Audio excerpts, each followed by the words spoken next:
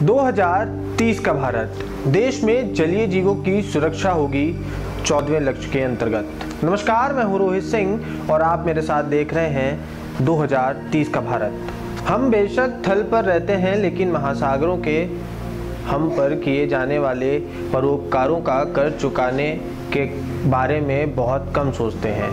महासागरों पर हमारी निर्भरता कल्पना से परे है। इंसान की पैदा की हुई करीब 30% कार्बन डाइऑक्साइड महासागर ग्रहण कर लेता है, यानी विश्व की गर्म होती जलवायु का असर कम करते हैं।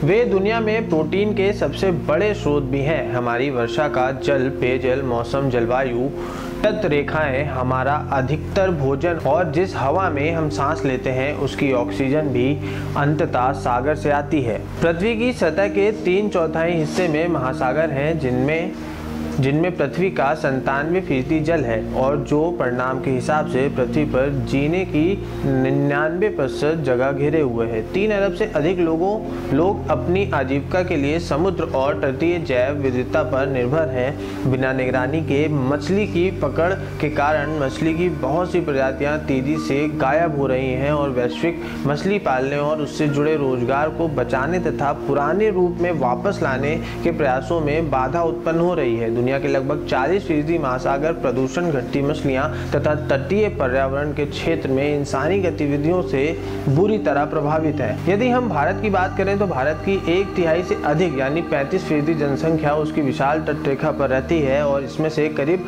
आधे तटीय क्षेत्रों का कटाव हो रखा है। समुद्र तट पर स्थित भारत के 3651 गांवों में 10 लाख से अधिक लोग समुद्र में मछली पकड़ने के रोजगार में लगे हुए हैं। भारत दुनिया में मछली का सबसे बड़ा उत्पादक और अंतर्देशीय मछली का दूसरा सबसे बड़ा उत्पादक देश है। भारत सरकार की सागरमाला परियोजना नीली क्रांति भी कहलाती है।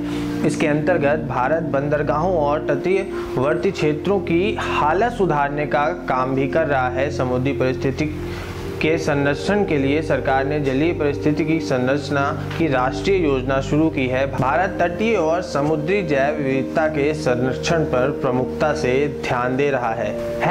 #2030 के भारत के जलीय जीवों की सुरक्षा लक्ष्य का उद्देश्य समुद्री मल में और पोषक तत्वों के दूषित सहित जमीन पर होने वाली गतिविधियों के कारण हर तरह के समुद्री प्रदूषण की रोकथाम और उसमें उल्लेखनीय कमी करना, मछली की पकड़ और सीमा से अधिक मछली पकड़ने, अवैध, बिना बताए और बिना किसी नियम के मछली पकड़ने पर रोक लगाना, राष्ट्रीय और अंतर्राष्ट्रीय कानूनों के अनुरूप तथा सर्वोत्तम उपलब्ध वैज्ञानिक सूचना के आधार पर कम से कम 10% तटीय और समुद्री क्षेत्रों का संरक्षण करना तथा महासागरों के अम्लीकरण का प्रभाव दूर करना इस 14वें लक्ष्य के अंतर्गत किया जाना है।